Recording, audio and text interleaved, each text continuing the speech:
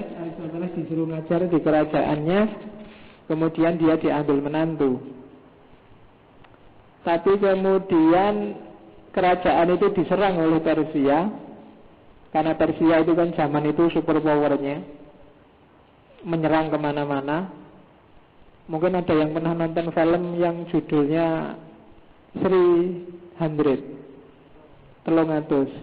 ya.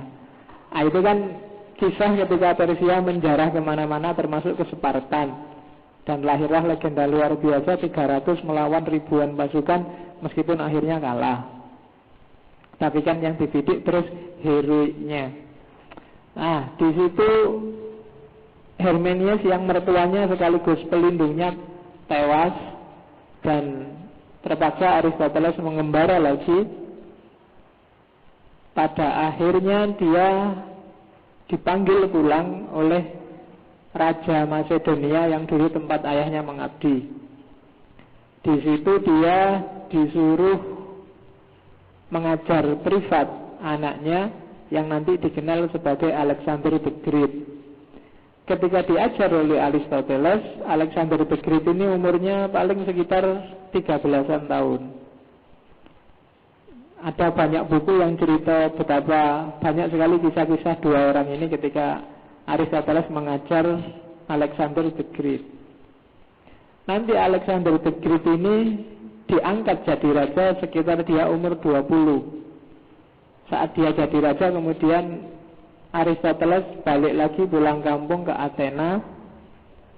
Yang jadi direktur akademia saat itu namanya temannya tadi Xenocrates. Jadi dia sudah cocok lagi dengan direkturnya, cuma dia tidak mau lagi tinggal di akademia. Dia mendirikan sendiri universitas namanya Lyceum, atau orang sering menyebut Lycea. Sebenarnya yang disebut Peripatetik Masaiyah itu universitasnya Aristoteles ini, bukan yang miliknya Plato. Karena tempat ngajarnya Aristoteles itu di pelataran kuilnya Lyceum itu, sehingga akademinya disebut Lyceum. Di situ diajarkan semua pelajaran, semua bidang ilmu, tidak cuma filsafat. Karena yang disebut filosof zaman itu orang yang ngerti hampir semua bidang keilmuan. Nah, disebut Masaiyah, Peripatetik itu kan kalau bahasa Arabnya Masaiyah, kalau terjemahan letterlocknya Masa itu jalan, filsafat yang jalan-jalan. Kenapa disebut filsafat yang jalan-jalan? Karena di akademia atau di Lyceum itu kalau ngajar nggak kayak gini, nggak tatap muka, tapi di taman, ya muridnya terserah mau duduk di mana, yang penting di kompleks taman itu, terus ustadznya, gurunya ngajar berdiri sambil jalan-jalan, ditemui satu-satu diajar. Makanya disebut Masaiyah Peripatetik, yang itu nanti sangat berpengaruh terhadap tradisi Islam ketika filsafat jaya.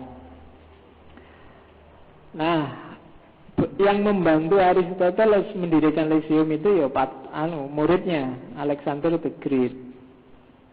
Cuma nanti ketika Alexander the Great meninggal, ganti penguasa, Socrates dianggap pemberontak sehingga dia melarikan diri dari Athena.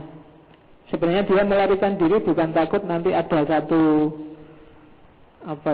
semboyan, satu kalimat yang sangat terkenal dari Aristoteles, bahwa aku tidak akan membiarkan Athena berdosa dua kali pada filsafat. Maksudnya apa? Dulu kan Athena juga yang mengeksekusi Socrates. Kalau dia diam aja nggak pergi, mesti dia juga ditangkap dan nasibnya kayak Socrates. Bukan dia takut mati, tapi aku nggak akan membiarkan Athena punya dosa dua kali pada filsafat, maka dia pergi. Cuma tidak lama di tempat dia mengasingkan diri, dia meninggal karena sakit di usia 63 tahun. Nanti yang melanjutkan ajaran-ajarannya ya muridnya ini, Alexander the Great ini, yang menyebarkan ajarannya Socrates melalui imperiumnya yang dikenal Imperium Romawi, dan ajaran filsafat yang disebarkan oleh Alexander the Great inilah nanti yang dikenal dengan nama Helenisme. Dan sebenarnya masuknya filsafat Yunani ke Islam itu lewat Helenisme ini. Dan dari Helenisme diwarisi ke Islam Aristoteliannya. Cuma yang bagian Plato dan Plotinus, Neoplatonik itu nanti yang melanjutkan tradisi filsafat Barat. Sehingga Barat cenderung mistik, Islam yang mewarisi Aristoteles cenderung ilmiah saintifik. Karena Aristoteles adalah orang yang punya tradisi berpikir realis, nyata. Oke. Dan selanjutnya sejarah. Tinggal kamu baca di buku-buku. Itu dongengannya tentang Aristoteles. Kan enak gini dingin-dingin sambil dongeng. Oke ya, nanti kamu tak suruh mikir juga agak berat, jadi didongengin aja. Oke, sekarang kita masuk ke etikanya. Ya mungkin karena intervensinya Allah tadi saya disuruh ngomong Aristoteles karena tidak terlalu jelimet, etikanya agak simpel. Kalau saya bawa yang sistem etika bagian kedua, di situ nanti ada etika relativis, ada etika situasi, ada etika emotivisme, ada behaviorisme, jadi agak-agak rumit. Tapi kalau etika Nikomakea itu agak simpel. Nikomakea itu sebenarnya bukan istilah yang bisa kamu cari terjemahannya, karena Nikomakea itu nama dari anaknya Aristoteles. Jadi Aristoteles itu nikah 2 kali. Nikah yang pertama sama anaknya Hermenius tadi.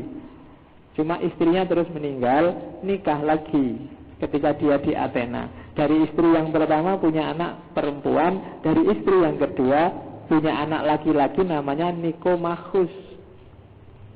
Dan Nikomachus ini nanti ketika Aristoteles nulis risalah-risalah tentang etika, risalahnya ini didedikasikan untuk anaknya. Jadi sebenarnya dia mau ninggalin nasihat-nasihat untuk anaknya. Cuma kemudian oleh murid-muridnya dikodifikasi jadilah buku. Karena itu awalnya didedikasikan untuk anaknya yang namanya Nikomachus, maka dikenallah etikanya Aristoteles sebagai etika Nikomakea. Atau saya lupa, kelihatannya ada buku yang judulnya Etika Nikomachean, Nikomachean Etik. Saya lupa yang nulis siapa, yang menerbitkan siapa. Tapi pasti banyak kalau kalian ingin mendalami etikanya Aristoteles. Oke, bismillah. Kita masuk ke pikirannya Aristoteles tentang etika. Pelan-pelan. Nyari anget-anget dulu, silakan diminum.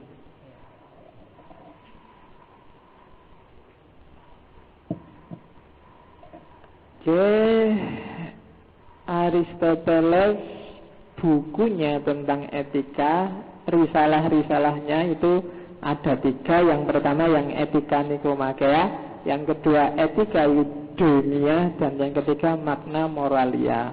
Yang paling terakhir itu etika Nikomakea. Maka bagi banyak orang puncaknya teori etika yang paling lengkap dari Aristoteles Nikomakea itu. Eudaimonia, Magna Moralia semuanya nanti termaktub ada secara ringkas di Nikomakea. Tidak terlalu tebal, wong itu memang awalnya risalah. Sama-sama risalah, nanti beda sama risalahnya Imam Syafi'i kan juga nulis ar-risalah. Itu juga sebenarnya tidak dimaksud pertama-tama untuk nulis buku. Memang itu awalnya surat kepada penguasa, saya lupa gubernur Mekah apa gubernur Irak saat itu, yang minta petunjuk gimana caranya mengistimbat hukum secara benar karena banyak orang sakara PDW. Terus Imam Syafi'i nulis surat balasan. Karena awalnya surat, maka ketika jilid, karena suratnya itu panjang, bukan kayak kamu bikin Twitter cuma 1 kalimat itu enggak. Suratnya panjang, karena panjang terus orang menyebutnya ar-risalah, bukan menyebut usul fikih, meskipun isinya usul fikih. Karena itu memang awalnya surat. Sama kayak etika Nikomakea. Kalau yang enggak punya uang, enggak bisa beli buku, nanti minggu depan mungkin tak bawain lah yang edisi edisi e-booknya, filenya dalam bahasa Inggris tapi ya. Yo, bahasa Indonesia yo silahkan diterjemah sendiri. Ya latihan Inggris sidik-sidik lah. Ya. Kita masuk ke teorinya ya.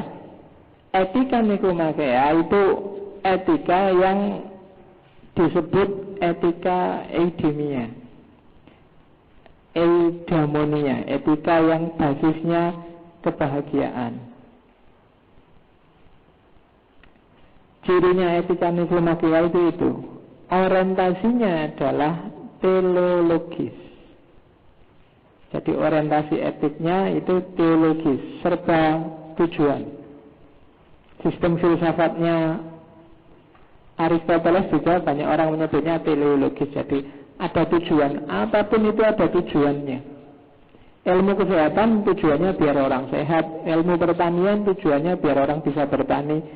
Dalam hal apapun sebenarnya ada tujuannya, termasuk alam semesta, termasuk Tuhan.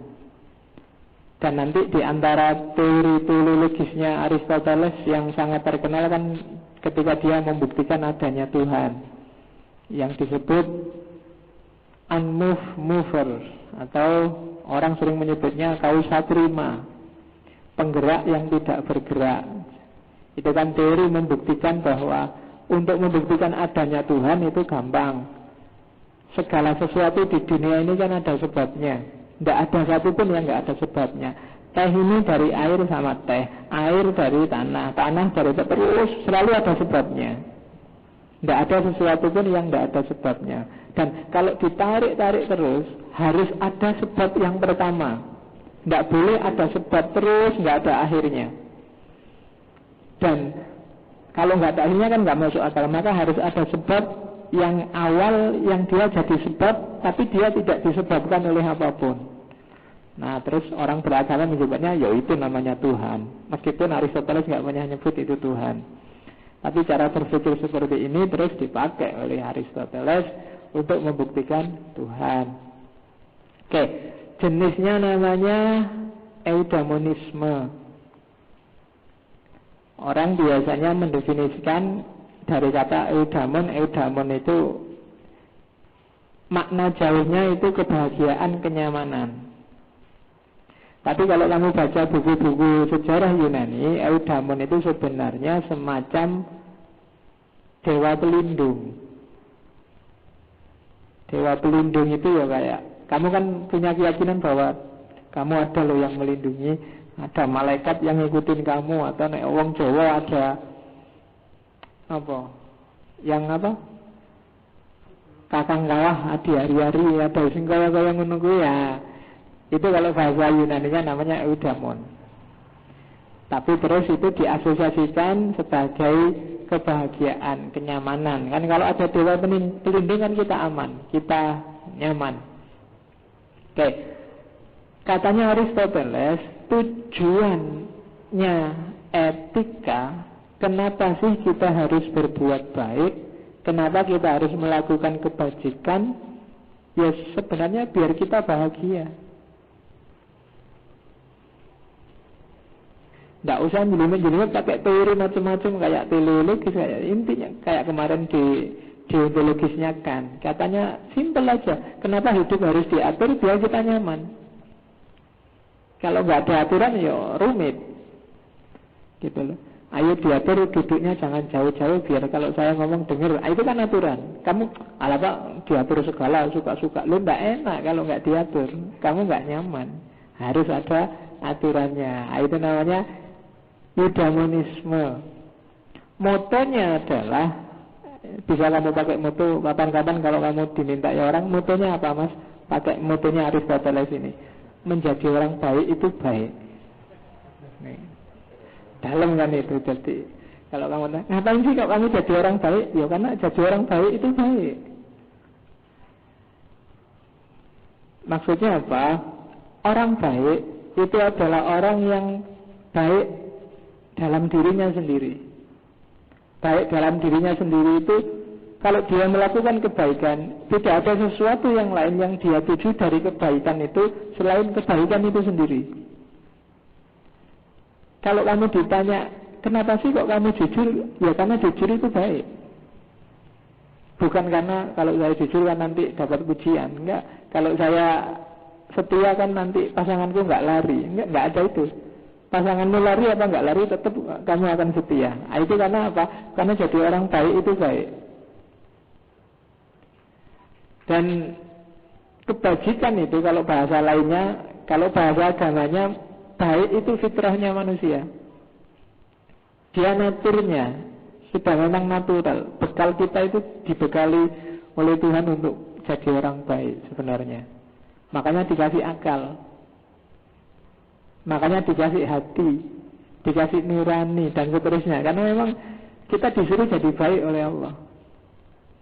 Nah, jadi menjadi orang baik itu baik. Kamu nggak perlu mikir panjang, nggak perlu mikir dalam-dalam. Kalau tentang kenapa saya harus jadi orang baik, karena baik itu baik dalam dirinya sendiri, tidak ada lighairihi, pokoknya fi dzatihi. Dan kalau kamu melakukan sesuatu yang baik, sebenarnya sesuatu yang baik itu natural, karakter dasarmu. Begitu kamu lakukan kebaikan itu, kamu akan semakin baik. Makanya etikanya disebut eudaimonisme, kebahagiaan. Begitu kamu orang baik melakukan kebaikan, kamu jadi semakin baik, rankingmu naik. Begitu kamu jujur, kamu akan semakin naik kelas. Itu namanya tindakan yang baik akan membuat orang itu lebih baik dan membangun watak yang lebih baik lagi. Yes. Filosof itu kan mikir kayak gini-gini iki.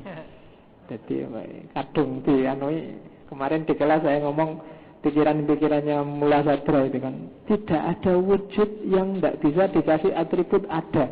Semuanya ada. Bahkan tidak ada itu sebenarnya ada. Susah kan? Susah kamu mikir tidak ada itu ada. Maksudnya ini, misalnya di meja ini tidak ada kopi. Tidak adanya kopi di sini kan ada. Apa yang ada di sini? Tidak ada kopi. Jadi tidak adanya ternyata ada. Jadi tidak segala sesuatu itu ada, bahkan yang tidak ada pun itu ada. Kalau kamu sudah bisa ngarang-ngarang kayak gini, usah jadi filosof. Pokoknya ngomong sing ruwet ning nek dijelasi terus wah. Orang jadi melongo padahal karepe cuma ngono kuwi. Jadi jadi orang baik itu baik, jangan lupa. Oke. Tujuannya kebahagiaan. Kenapa tujuannya kebahagiaan? Karena katanya Aristoteles, orang yang sudah bahagia itu biasanya nggak nyari lagi, sudah selesai. Dan memang nggak masuk akal kalau orang sudah sampai pada titik bahagia dia masih cari lagi. Kamu sama pacarmu bahagia nggak? Bahagia. Tapi kalau bisa saya mau cari lagi, mesti nggak bahagia. Mesti bohong. Kalau sudah bahagia, biasanya sudah selesai. Karena bahagia itu puncaknya sudah. Kalau senang beda, nanti ada tentang kenapa bahagia itu bukan cuma senang, bukan cuma nikmat. Biasanya kalau memang itu bahagia, selesai sudah. Orang nggak nyari-nyari lagi. Tapi kok masih nyari lagi, masih pingin di luar itu, pasti itu belum bahagia. Bahagia pasti puncaknya. Kenapa? Karena bahagia itu paling tinggi, itu teori kedua. Maka berarti bahagia itu adalah sesuatu yang bernilai pada dirinya sendiri. Sehingga orang tidak usah cari lagi yang lain. Kenapa? Karena nggak ada yang lebih tinggi. Cara ngeceknya itu kan ada cara ngeceknya itu kan. Coba dicek, katanya Aristoteles, kamu pingin apa? Apa sih yang kamu inginkan? Kamu pingin istri cantik, kamu pingin minuman enak, makanan enak, kamu pingin punya rumah bagus, kamu semua kepinginanmu. Kalau pertanyaannya dikejar terus, ujungnya pasti bahagia. Yang kamu incer sebenarnya. Pingin istri cantik, Pak. Lah kalau istri cantik kenapa? Kalau istri cantik saya kan nggak noleh-noleh ke sana kemari, cukup dengan istriku. Kalau nggak noleh-noleh kemana? Ya saya tentrem, Pak. Kalau sudah, mesti nanti ujungnya jadi bahagia. Kamu pingin punya rumah, iya Pak, saya pingin punya rumah bagus. Kalau punya rumah bagus, ya saya nggak mikir lagi, sudah enak kan, mau apa-apa tenang, sudah ada rumahnya. Ya, kalau sudah enak nyaman gimana? Yo hidupnya bisa dinikmati. Nanti ujungnya pasti bahagia. Apa yang kamu inginkan sekarang tinggal kamu sebut dan tanyakan terus, ujungnya pasti bahagia. Saya ingin lulus kumlot, Pak. Kalau sudah kumlot, gampang nyari kerjaan, Pak. Kalau gampang nyari kerjaan, berarti uang saya banyak, Pak. Karena sudah punya kerjaan. Kalau uangmu banyak, nah saya bisa beli yang saya butuhkan. Nah kalau sudah terpenuhi yang kamu butuhkan, saya sudah tenang, Pak. Sudah puas. Kalau puas kan saya bahagia. Ujungnya mesti bahagia. Maka tujuan hidup itu bahagia, kebahagiaan. Makanya etikanya disebut eudaimonia. Maka katanya Aristoteles, semua upaya yang kamu lakukan untuk mencapai kebahagiaan dan pas, sesuai, bukan ngarang, maka pasti perilakumu itu adalah perilaku yang bermoral. Kecuali kamu keliru, kamu salah jalan. Tapi kalau itu memang benar menuju kebahagiaan, pasti itu bermoral. Kalau kadang-kadang kan orang maling, Pak, itu kan nggak bermoral untuk biar dapat uang, pasti keliru itu. Dia tidak ngejar kebahagiaan, dia salah jalan. Akhirnya bukan bahagia dengan maling. Maka nanti ada namanya kebajikan intelektual di Plato. Dipikir sih, jangan-jangan yang kamu ingin nyampe kebahagiaan tapi jalanmu keliru. Saya ingin punya rumah, Pak. Kalau punya rumah nanti kan bahagia. Cuma kalau beli saya nggak punya, maka saya ngerampok aja, Pak. Nah, itu ketemunya nanti nggak bahagia akhirnya, salah jalan. Maka usaha untuk mencapai kebahagiaan harus pakai rasio, harus pakai intelek. Nggak boleh ngarang. Oleh karena itu, maka hakikatnya setiap usaha untuk hidup bahagia itu adalah usaha yang bermoral, perilaku yang bijak. Itu Aristoteles. Jadi kalau kamu tanya, Pak, belajar bermoral nggak? Bermoral. Kalau kamu runtut itu nanti akhirnya adalah bahagia.